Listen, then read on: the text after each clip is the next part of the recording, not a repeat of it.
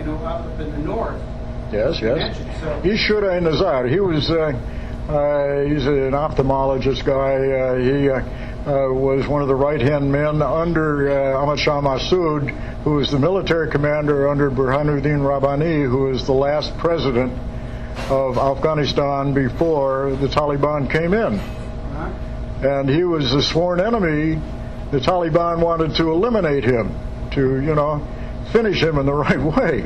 They said so at the Senate hearings in Washington, D.C. in June 25, 1996. Right. I mean, they handed out a printed paper. I have one. So there's obviously switching alliances, and the Taliban are, by all accounts, are trying to suppress voting in general. Yeah. Not just voting for any one candidate. Yeah. They don't want anyone to vote. That's right.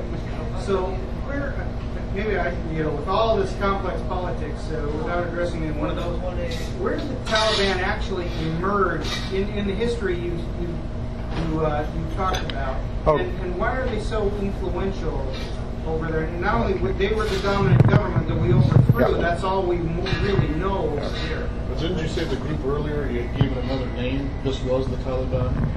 Yeah, well, Mujahideen. Yeah. Mujahideen. Yeah. We helped them. Yeah, we helped them. Basically, it's this thing that you're looking at. You're looking at an area in which Islam dominates. There's just one religion. But we seem to think that we're Christians. But there are missionaries that wander among us. They are what are some of the guys that come around with their Bible tracts and so forth? Well, okay, you've got the Mormons, you've got the Seventh-day Adventists, We have them here. Well, they have them there. They're Muslim missionaries. Some of them are sent out and funded by the Saudis. Some of them are local guys who just feel disposed to go out and preach the gospel, so to say. Okay? And what happened basically was the following. When there was an attempt to distribute funds by the CIA and ourselves to counter the Russians coming in, there were some 70-odd organizations, of which 7 dominated for the receipt of funds to fight the Russians. Okay. At that time, the cream of our anthropologists thought the thing over, and they said, oh my God, let's do this along religious lines, because the Russians are, atheistic animals, less than cockroaches as far as we're concerned. And so the next thing you know, you have a kind of an augmentation of the missionary movement, and everybody got all riled up, and it got them all focused on the Russian, and the next thing you know, they're doing the same games that they're doing with us. We're no better than the Russians. I have recordings of a guy who says, if we have one small baby, never it take order from fucking Russian. And we don't want to replace Russian with American. Okay, and this is in 1984. So, it goes on. They don't want people in there. And the way they stir things up is along religious lines. And the idea of missionaries, hell, I can remember sitting out in the Free Tribe area and sitting there drinking tea, and here comes 2 young men, hand in hand, dressed in white, which white means peace.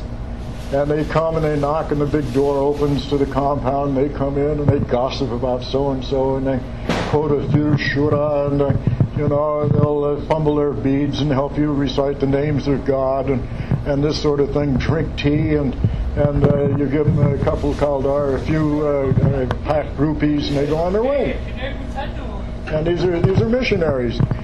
That Mullah Omar used the term Taliban, which means student or seeker. It's because he was simply, using an established basis for people to go around from community to community. Okay? I mean, it was a natural. And actually, this guy's a mullah. Well, most of the country mullah are absolutely uneducated. They have an entire corpus of jokes about the mullah. There's Mullah Nasiruddin, for example. And the jokes are that, he borrows a pot. He has to have this pot to cook some rice or something, a palau.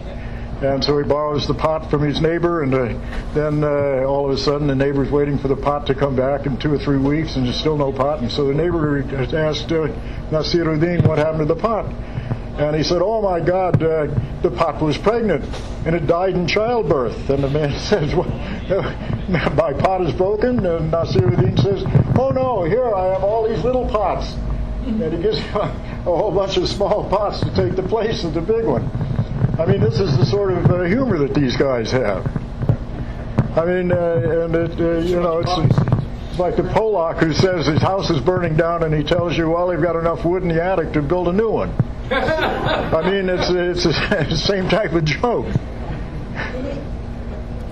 In your view, if we don't help them to have the freedom to think for themselves, do for themselves, build up the country, and it's going to be just a nomad country for the next 1,000 years, you don't want the population to be educated? When they want to have it, they'll do it. We want to get out of there. Why would we want to project what we have on them? It doesn't do any good. It's like teaching a pig to sing. And so that people could be healthier and educated.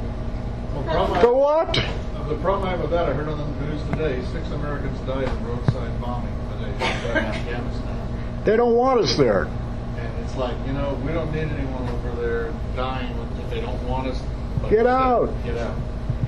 Yeah, for us to maintain a presence of over 100,000 people, which it is at this point, 60-odd thousand on our behalf and 30,000 from others. The logistics alone, we can't support a force of that nature, of that size, by airlift.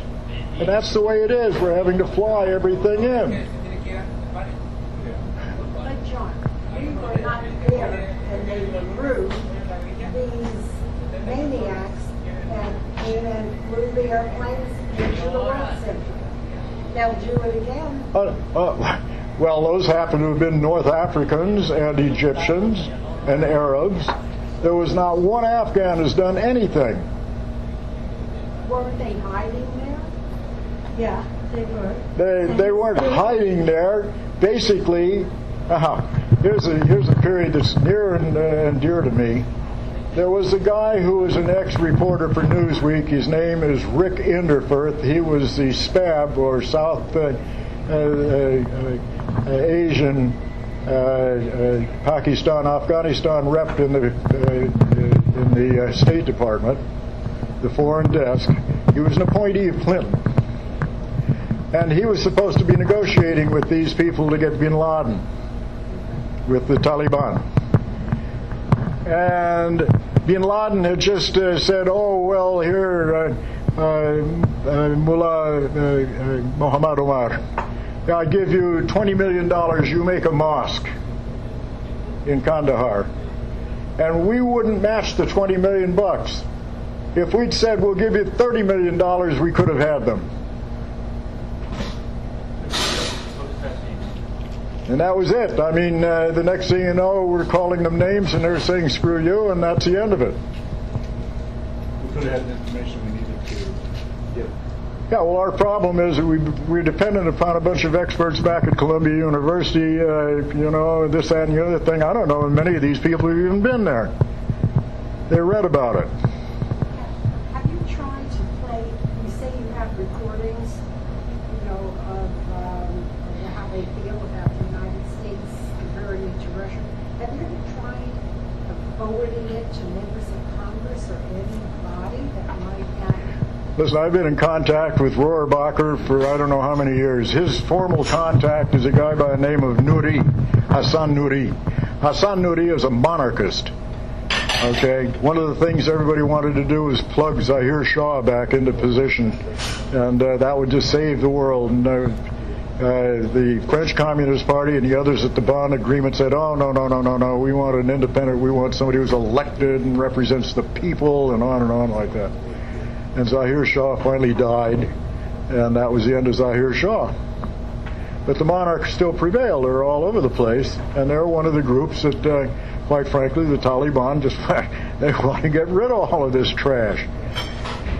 The bottom line for the Mujahideen guys, the Taliban, or anybody else of any substance in the country is They want a non-aligned Islamic country with no foreign interference. That's it.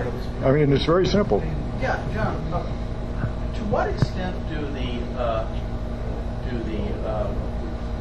madrasas, besides teaching the Quran and Islam, to what extent do they contribute to literacy? In other words, do they teach reading and writing besides